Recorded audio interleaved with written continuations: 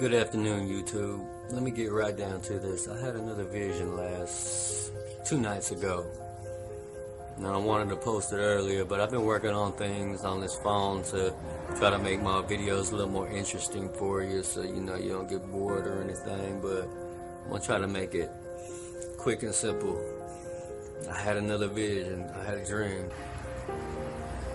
I was running through, it seemed like an apartment complex, and I was with some of my family members, and we were running through places looking for things for us to find because there was a war going on outside, and the places that we were going into had already been ransacked by somebody else. We came to a room, and we were looking around for things in this room, going through all the drawers and stuff, but it already had been ransacked too. There was a window in this room. I kept running to the window to look outside. When I ran out to the window, I looked, and there was something in the clouds. There was I could only see one from my view, but it was something that looked like it was blended into the cloud, but it was planted in the cloud, like it wasn't going anywhere. It's going to stay right there, and I could kind of picture something was touching the ground from it, and something was going all the way up into the sky, like it just planted itself in the middle of the sky. And I remember looking up at that thing in the sky.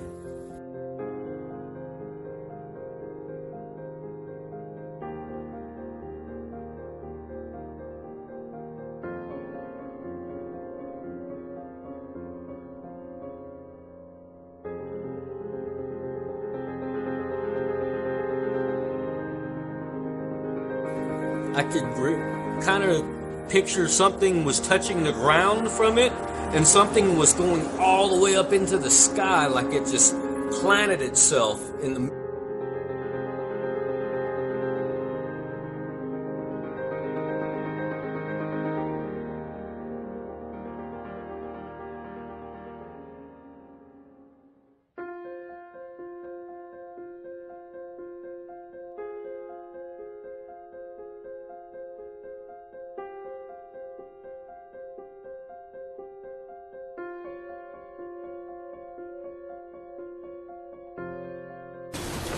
That is so weird. What? The wind is blowing toward the storm. That is weird.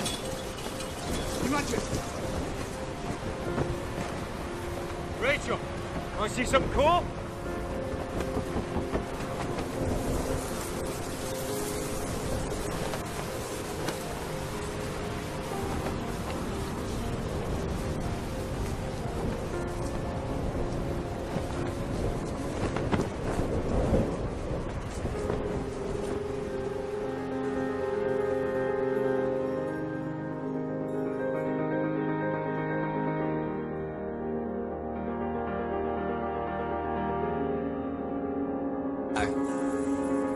And I remember looking up at that thing in the sky and trying to discern what it was, and I left the window and I ran back, and I was trying to get my family members to come on. I was like, we gotta hurry up, we gotta come on. But you know, what happened was I was like in the room, come on y'all, we gotta get out of here. And I ran back to the window and looked again. The thing was still in the sky. And I looked down, and there was people running around there shooting guns and robbing and looting and stuff. I didn't know what was going on. But I ran back into the room, looked around, was like, all right, we're out of time, y'all. We got to go. Ran back to the window again. So, but this time it was kind of weird because I clicked on a light right before I went to the window. And when I did that, I looked downstairs, and it was like soldiers with a bunch of little kids, like brainwashed little kids, and they all looked up, and the little kids started pointing at me in the window. And they was like, they didn't say nothing, they were just pointing at me. And I noticed they had seen where I was in this window, and I shut the window, and I remember trying to scramble out of there and getting down to the street. And I remember people were running everywhere, and I was hearing gunshots and stuff, but and this thing was still in the sky and stuff. And I woke up, and I was like, that was pretty wild right there. But let me get back to you in 1 second here. So anyway, YouTube, I had this dream, and then I went one day, and then not last night, but the night before, I was sitting there watching YouTube videos, and I came across previews for a new TV show on Sci-Fi Network coming out called Childhood's End. And what I seen in that preview alluded to what I saw in my dream. The military was using kids somehow, brainwashed kids, and the kids were helping the military to find people. But I don't know if that's what the Childhood End is about, but I just saw the preview of the same looking thing in the sky that was stuck in the cloud, and kids and soldiers trying to help the soldiers, these demonic entities. But this is real warfare, folks. We are really at spiritual war. They're watching us all the time. They're controlling the way we think. He said that they're here to help us. Mr. Stormbrand, just tell us, why won't Corellan show us his face? The Earth has a new destiny. I want to know why they're here and what they have in store for us. Tell them the truth about what you really are. Hey guys, it's KJ from the Scariest Movie Ever channel on YouTube. This video right here is by far one of the most requested videos I've ever had since I've been doing this here on YouTube. It's all about a new miniseries that came out on the Sci-Fi channel called Childhood's End. Now, I wanted to watch the entire 6-hour miniseries before I did this video, and I actually finished watching it just yesterday. And there is a lot of really interesting things to pick apart here. I believe the reason that so many of you told me about this show and were requesting a video on it is because you know that I've been covering this subject for years. And that's the idea that aliens, quote unquote, are actually the devil and his fallen angels. It's all part of a deception. I have a whole playlist on this called Alien Demon Deception if you're interested. But this is certainly a subject I've covered for years. Certainly this is a part of the elite's plan. You can call it the Illuminati's plan, whatever label you want to put on that. But we are definitely being prepared for some kind of alien visitation. And they're setting the narrative now. They've been doing it for years. And I personally believe that when it happens, they're going to sell us, these aliens, as our saviors, or our space brothers and sisters. So I'm going to pick apart the 6-hour miniseries. I'm just going to show you a few things in there I thought were very interesting. But what's most important is we're going to go beyond that. We're going to look into Arthur C. Clarke a little bit as well, and his connections to all of this occultism. It's a trip. Fall 1992. Okay. Check this out, y'all. This is like a straight Illuminati almanac right here. IBM, the old IBM commercials. I'm going to show y'all some real subliminal stuff, some real Illuminati stuff going on in this. And this is just the first page about IBM services. But there's some secret messages hidden in here, kind of like whistleblowers on the low. Now that's Sir Arthur C. Clarke right there. He is a scientific novel writer and a futurist is what he calls himself. I have a whole video all about this magazine, but I don't think I really went over it how I wanted to. But check this out, y'all. Fall 1992, volume 140, number 27, The Millennium. So this Time magazine here was pretty much based off of people's thoughts of what the future holds. And they went around and asked the whole world, what do you think about the year beyond the year 2000? And they got so much Illuminati stuff in here. Look at this here.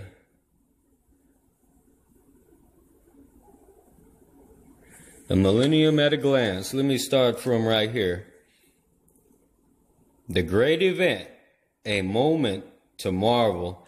Now see this great event that they're talking about? They want you to think they're talking about the great event of the year 2000.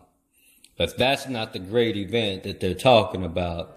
They're talking about the tribulation, pretty much. Millennium shines with immense psychological power. It promises a new age or an apocalypse. See what I mean? Where's number 7 at?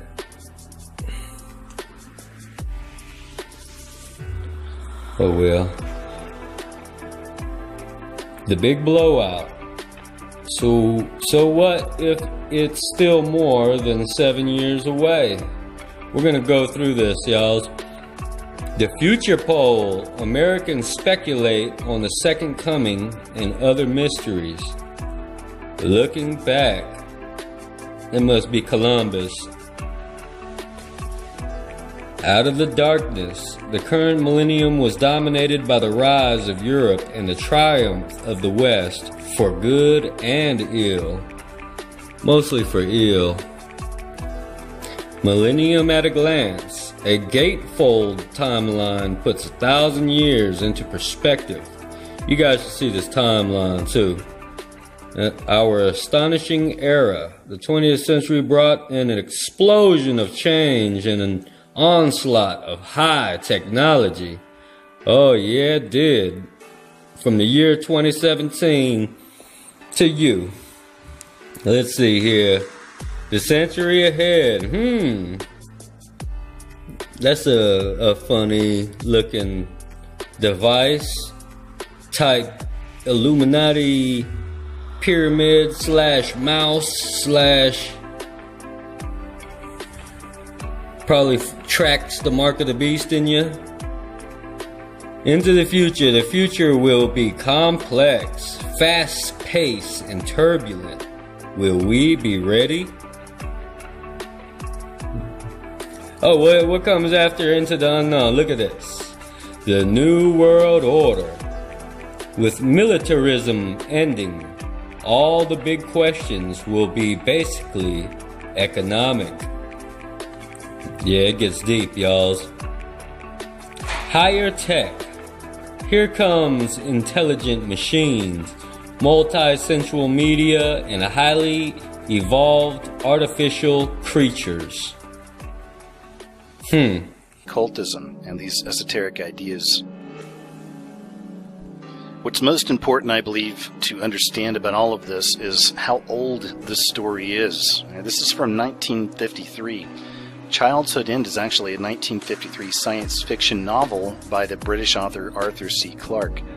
And the story follows the, quote, peaceful alien invasion of Earth by the mysterious overlords, whose arrival begins decades of apparent utopia under indirect alien rule, ultimately at the cost of human identity and culture. Another thing we cover here on the channel is Illuminati symbolism. That's one term for it, or a symbolism of the beast system. And what do you see right here on this cover of this book from, remember, 1953? Once again, we have that all-seeing eye, right? We have the beast system eye, the Illuminati eye. It's right there. I mean, this is 50, 60, 70 years ago almost now. We can even look right here. Once again, there's just another version of the book Childhood's End. And what do we have? That's right, more of the all-seeing eye symbolism, the one eye symbolism, the Illuminati eye. And this is the stuff we're seeing all the time right now in our culture, right? Remember, this is 60, almost 70 years ago. They were putting this stuff out there. And again, you can look at another version of the book. And what is it we have here again on the cover but the all-seeing eye, of course, with the red and the slit pupil. The timing was very interesting to me. If you look at my channel and see several of the last videos I've done, once again, it's all about them preparing us for this alien invasion or this alien contact, and I believe it's going to be a great deception. And what you're looking at right here, this is one of the main aliens. They call him, I think it was Krillian or Killian, something like that was his name, but they call him the supervisor of Earth. There's other creatures that look just like this, and of course this is the stereotypical look of the devil, right? In the beginning he finds a messenger. This is his messenger right here. This is just one of the shots, but it's interesting. I've also covered mirrors recently and how mirrors can be portals between this world and the next. And even in the show, the way that the messenger is talking to this alien demon is through a mirror. This is the way they contact, is through a mirror. This is the way that they communicate with each other. It's the very beginning of the series. And it's interesting because as the series plays out, these demon aliens are seen as very much godlike. You know, there's crime in the world when they first show up. At one point, a little boy gets shot and killed, and just within moments, you know, the rays come down from the spaceship and they heal the little boy, and he comes back to life. Everything's good again. One of the most startling scenes in the series is whenever they first introduce the alien, right? And of course, right here it is. The whole world at this point is waiting to see what these things are. They've been kind of hovering above the Earth in spaceships for a while, and now we're actually going to get to meet them.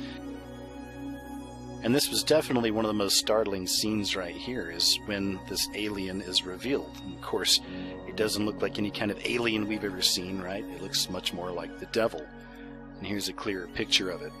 You can hear Krillian's voice at one point actually calling for children to come up and lead him down. And I know some other people have covered this symbolism as well, because this was pretty crazy right here. But when you look at this, what do you see? Is there anything in recent memory you can think of that this reminds you of? Perhaps a statue? That's right. Remember the statue right here. This is from the Satanic Temple. And this is the statue that they put up in Detroit, that they were hoping to put up in Oklahoma, and who knows where eventually it's going to wind up being. But as I said in the videos I produced about this statue, this is just the beginning. For the last several years I've been talking about this stuff, this dark awakening. I mean, there really is an awakening happening. All kinds of people around the world are waking up to this stuff, the darker elements and the lighter elements. You know, some people are growing closer to God, and some people are growing in defiance of Him. Isn't it interesting that we have this story, and it's fairly recent, just over the last several months, about this Baphomet statue. And then right here in the show, there it is again, right? It's also very interesting the way that they handle Krillian and the other aliens, if you want to call them that. They're not outwardly evil. You know, at times they actually seem fairly kind, you know, benevolent. I mean, they give the Earth 20 years of complete and total peace and safety, right? All the food they need, there's no more fighting, all that stuff. So in the beginning, they seem like they're pretty good guys, you know. They're not here to hurt anybody. They're taking care of us, you know. They're looking out for us. Scattered throughout the series is more so-called Illuminati symbolism. Right here is one of them. It was the huge sun theater right here, and I've mentioned this in other videos as well. It's always about the sun symbolism. This goes back to sun worship, the worship of Lucifer, and it can also be used subtly as the whole Jesus is Horus and all that stuff. We're all just worshiping the sun, right? There are a lot of really interesting layers to this mini-series. I'm going to try not to spoil too much for you if you ever actually want to watch this. I was surprised how well made it was, seeing as how it was on Sci-Fi Channel. I always figured Sci-Fi Channel was Sharknado and just stuff like that, but this was actually a really well done mini-series here. So in this story, religion completely dies, and not just religion, but faith in God, and any talk of Jesus is completely out the door. These alien beings are truly Earth's saviors in this story, and that's the way that all of the Earth look at them, as their saviors. And again, this is a subject I've talked about in a lot of these videos as well, that is going to be a very real issue when and or if these things actually show up, however it is that the powers that be want to introduce these things to us someday, that millions upon millions upon millions of people will be deceived. The girl over on the left is like the last Christian person left in the world, basically. At least that's what it seems like in this miniseries. And she's still trying to fight for her faith. But this was interesting right here. The lady she's talking to on the right is married to the man that became the messenger in the beginning of the series. And she's explaining to the Christian lady that what we have now is better than God. Because in the past, she said, all we used to do was just cry and pray, and it just went into some abyss, is what she said. It went nowhere. God never answered. And now, well, now we've got these guys up here in the sky, and they're taking care of us. No one's fighting anymore. Everyone's getting along. We have all the food we need, and everything's cool. Everything's great. So we really don't need God. I won't tell you exactly what happens to that girl, the last Christian girl, but I will say that a large amount of the religious community you find out through this miniseries actually just killed themselves. They just killed themselves. Once this all happened, once these alien saviors came down, all of their faith, everything was just destroyed. So a lot of these people didn't know what to do themselves, so lots of these people just gave up, gave in, and killed themselves. Another one of the main characters is a scientist. His story is really interesting. Again, throughout this, I don't want to spoil too much. You should check it out. But he was a scientist, and he's aware of what this stuff is. He's one of the few people that gets it, that sees that this really is the devil. This is the devil and his minions. And they're all coming in the guise of these alien saviors and being our friends. And he knows that something bad's coming. He's just not sure what it is yet. And speaking of the, again, so-called Illuminati symbolism, or the all-seeing eye, or the one eye, well, here it is again. There's so many people out there that think this stuff is stupid. It doesn't mean anything. It's just, it's coincidence. Guys, this is not a coincidence. Once again, here's the all-seeing eye. And what that is right there in the middle is kind of like a Ouija board type thing they use to communicate with the alien saviors. And this part was interesting here too, because this is when the bad stuff starts happening. In the beginning it all seems great. It's all peace and love and all that stuff. But it was around this time when they started utilizing this machine that things start going a little bit crazy. I mean, guys, this is not a coincidence, okay? I mean, this is not a coincidence. Again, right here you got the all-seeing eye, right? You got the one eye. Let's go back about 70 years. Oh, look, hey, there it is again. Oh, look, and again. Oh, look, and again. And countless more examples you've seen here on my channel and other channels of this stuff manifesting more and more. We see this symbolism everywhere now. So it's interesting here, because as she's doing this communicating or whatever, something happens to her unborn child. She's pregnant, right? Some kind of a communication between her using this weird contraption and dealing with these alien saviors above. Something happens to her.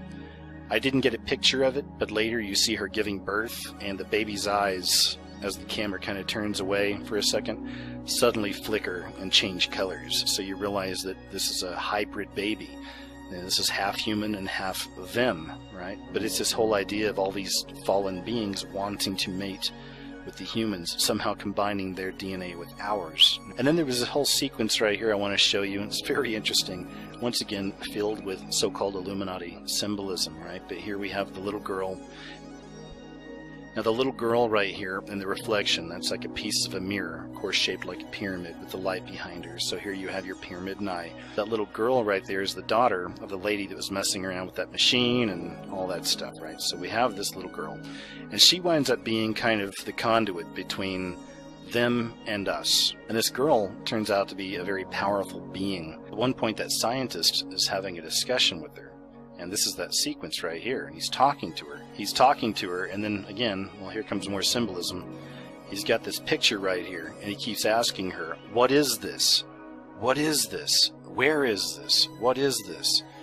I mean, what is that? Well, once again, guys, a huge pyramid with the all-seeing eye, right? And as I said, this stuff is not a joke. A lot of people think, it's coincidence. No, okay? This stuff is being revealed all the time right now. So anyway, back to the show. So he's sitting here showing her this picture. He's asking her, what is this? Where is this? What is this? And then all of a sudden, all the computer equipment goes crazy, and there's some kind of crazy energy goes through the room, and everything kind of goes nuts. And the very last shot in that sequence before they went to the commercial was this right here. It was the little girl in a pyramid. You don't see the top there, but it was in the pyramid with the light behind her. And she says, "Now the end begins." Cut to black, right? And that was the commercial. And that's when we start getting into what these beings were really all about, why they were here. And it wasn't just to, like, be nice to humans. So this right here is after about 20 years of all that peace and love and everything's going cool and there's no problems on the earth. This right here is the moment where this devil creature tells the world what's really going on. And basically he says that the earth will no longer be giving birth. No new babies are going to come into the earth, and we're going to take all of your children with us now. And that's exactly what they do. So all the kids all around the world start kind of floating up in the sky. It almost looks like a rapture type event, and they all fly up in the sky, up to the spaceships, and disappear. Even women who are pregnant, their babies suddenly are just gone. So these things take all of the children, all the new life off of the earth. And they say, hey, you know, you guys can still live out your life. Everything's fine. We're not going to mess with you. Good luck. And that's it. And that's it. So after all the kids are off of the earth, you see one of the ships going away. One of the things I didn't tell you is that scientist had managed to get himself aboard one of these ships, right? So they kind of show you these creatures' planet. Once again, you know, the whole time, the whole idea is, oh, they're just aliens. They don't really go too much into the devil stuff or too much into the biblical stuff. Not a lot. You know, they're still trying to sell it as aliens. But that's where I'm telling you the show's very subtle, because they do show you everything you need to know, especially when they start approaching their planet. And this right here is what it looks like. And that looks very much like, you know, traditionally what some people may say looks like a hell, right? And it very much is. I mean, as you're going through this, it's crazy. It's a huge ocean of fire and brimstone and smoke, and it's just not a very happy looking place. So this here was near the end, and they were kind of having a discussion. They find the scientists. Like I said, they don't even hurt him. They don't kill him or anything like that. They actually say, if you want to just live here with us, you can live here with us. But he wants to go back to the earth. You know, that's where he's from. And that's pretty much it. That's most of the stuff I wanted to cover with the actual mini-series. I don't want to spoil anything and tell you what happens in the very end, but needless to say, you know, these space saviors, they're not good guys. They were bad guys. They were very clever, and it's interesting the way that they just kind of lulled the world into this, into accepting all this stuff. So whenever we're trying to decipher symbolism, one thing I always talk about is, you know, symbols can mean a lot of different things, but it's always most important to go back to the beginning. Go back to what its first incantation was, you know, what it really used to mean, and then we see over time how it takes on new meanings. Or at least it's sold to us, these symbols, to take on different and new meanings. But still, that original meaning remains. It's the same in a case like this. You know, instead of just watching the series and kind of talking about what I saw in there, I wanted to go back a little further. So let's go back to Arthur C. Clarke. What's interesting is if you start looking into Arthur C. Clarke, a lot of very, very interesting things start turning up.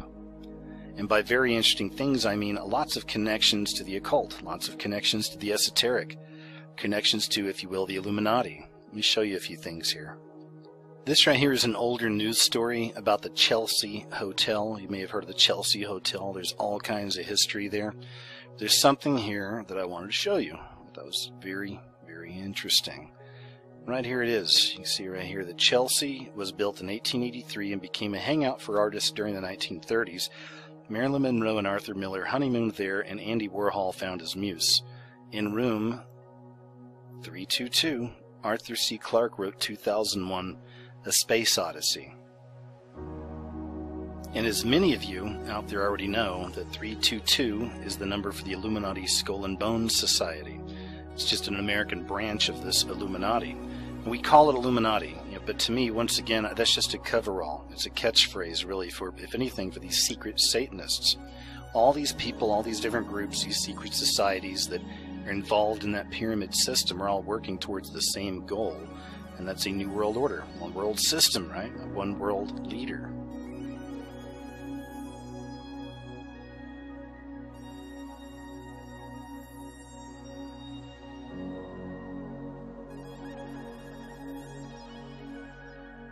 In the first few seconds of the film 2001, A Space Odyssey, the screen is completely black. And from this, we are to know that we are seeing the obelisk that will appear throughout the film. This all-black screen is the obelisk, so we are in the dark in the beginning, profane and ignorant of the light. The obelisk represents Lucifer, xenophobia, the mysterious, the unknown, technology. The illuminated, quote-unquote, powers of the cosmos, or the fallen angels, have sent this black obelisk where humanity is purportedly at the level of ape. And there may also be double meanings there, where the audience, who had at the beginning been shown to be in the dark, is not presented as like apes, dumb, unenlightened apes. This should show the disdain and hate for humanity that some of these occultists actually have. The film's main theme, though, simply put, is human evolution. That may sound innocuous to some of you out there, but this actually cloaks a deeper, darker agenda. An occult agenda where man evolves to become God.